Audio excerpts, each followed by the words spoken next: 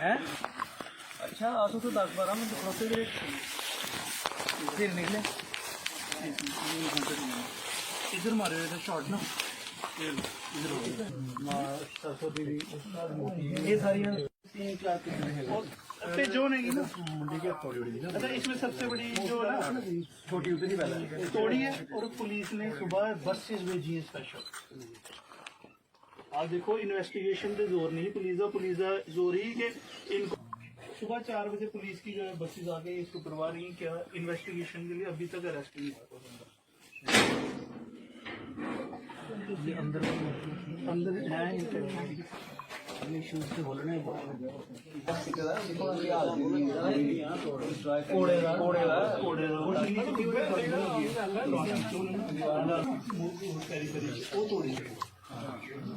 कोशिश पूरी की थी एक्चुअली ये कि बड़ी सारा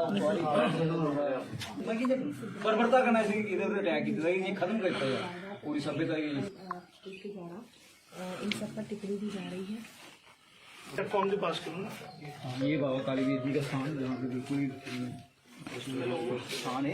ये बाबा मूर्ति है बाबा जी नहीं उन्हें आपको जल्दी ये सरकार की जिम्मेवारी बनती है कि अपने खजाने से पैसा निकाल के इन चीज़ों को इन धार्मिक स्थलों को का पुनर्निर्माण करे। एफआईआर लगा के ऐसे लोगों के खिलाफ कार्रवाई ना करना।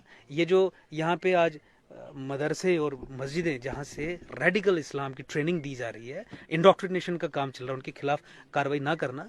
और जो कंप्लेनेंट्स हैं, जो यहाँ विक्टिम्स हैं, उन्हें इन्वेस्टिगेशन के नाम पे प्रताड़ित करना, सवेरे बुलाना और एसपी अभी नहीं आए हैं, अभी बैठो 4-5 घंटे बैठो, फिर कल आओ, फिर परसों आओ, इस तरीके से प्रताड़ित करना, ये अब यहाँ का समाज नहीं सहेगा। आज हमने ये विजिट की है।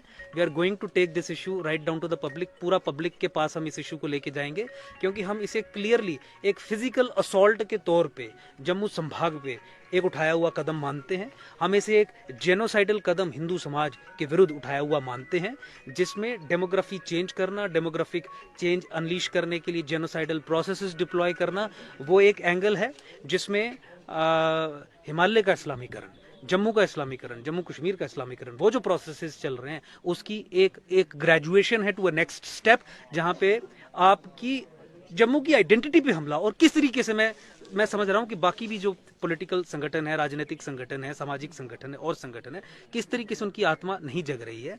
तो इस विषय को इस सीरियसनेस से देख के एड्रेस करने की आवश्यकता है। व्यापक तौर पे एक एफआईआर से या कुछ लोगों की अरेस्ट से हम संतुष्ट नहीं होंगे। डिमांड्स हमने रखी हैं। आने वाले दिनों में लोगों के बीच में इस विषय को लेके इस आंदोलन को और बड़ा करने का प्रयास करेंगे। सरकार को कि आपको केवल इस इंसिडेंट को ऐसे नहीं देखना है कि कुछ शरारती तत्व आए और उन्होंने कोई वैंडलाइजेशन कर ली। ये एक जेनोसाइडल जिहादी कारनामा है, एक्ट है। It is an extension of जो जेनोसाइडल प्रोसेस, लैंड जिहाद, उसकी एक एक्सटेंशन है। जम्मू की डेमोग्राफी को चेंज करने के लिए उठाया गया एक ये कदम है। हैरानी की बात यह है कि इतनी जल्दी फिजिकल असॉल्ट शुरू होंगे, आपकी धार्मिक आध्यात्मिक आइडेंटिटी के जो सिंबल्स हैं उन्हें ध्वस्त कर दिया जाएगा और सरकार की कान पे जूं तक नहीं रहेगी। ये देख के हमें अचंभा हो रहा है। इसीलिए आज एकजुट जम्मू की टीम ने यहाँ पे विजिट किया, पूरे मौके की सिचुएशन को जांचा और पूरी complete understanding of the entire situation. उसके बाद ये डिमांड्स हम सरकार के सामने रख रहे हैं कि जम्मू संभाग के इर्द गिर्द जितनी भी फॉरेस्ट लैंड्स, रिवर बेड्स पे लैंड जिहादियों ने कब्जा किया है, उन कब्जे को हटाइए। यहाँ पे 100 से अधिक मस्जिदें हैं जो इलीगल तरीके से state land, forest land, river beds पे बनी हुई हैं, जहाँ पे इंडोक्ट्रिनेशन का काम चलता है। हैदराबाद, उत्तर प्रदेश से आके ऐसे रेडिकल इस्लामिस्ट्स यहाँ पे ट्रेनिंग देते हैं लोगों को, जो इस तरीके की हरकतों को अंजाम देने का काम करते हैं। ये देश की एकता, अखंडता और जम्मू कश्मीर जो एक जियोपॉलिटिकली बहुत सेंसिटिव एरिया है, वहाँ पे नेशनल सिक्योरिटी पे भी इम्पिंज करता है। इसीलिए केवल इस चीज़ को ट्रिवलाइज करके यहाँ तक मत सीमित रखिए कि आपने एफआईआर लगा दी और 2-4 लोगों की खोज आप कर रहे हैं। Demolish all these institutions of radicalization. कम से कम 100 से अधिक इलीगल रिलीजियस स्ट्रक्चर जहाँ पे इंडोक्ट्रिनेशन का काम चल रहा है, उनको ध्वस्त करने की जरूरत है। हमारे जंगलात को खाली करवाने की जरूरत है, ताकि कोई हिम्मत ना कर सके जम्मू की आध्यात्मिक और धार्मिक पहचान पे हमला करने का। और साथ ही साथ सरकार चूंकि फेल हो गई है हिंदू कम्युनिटी को जम्मू संभाग में बचाने में, उनकी जमीनों को बचाने में, उनके धार्मिक स्थलों को बचाने में, और ये धार्मिक स्थल को आज वैंडलाइज किया गया है। सरकार को हम ये चेतावनी देते हैं कि आप 10-15 दिन के अंदर अंदर निर्णय ले लीजिए, कम से कम 1 करोड़ रुपए की धनराशि आप यहाँ पे सुरक्षित रखिए, जिसको इस्तेमाल करके इस मंदिर को पुनः रिकंस्ट्रक्ट किया जाए।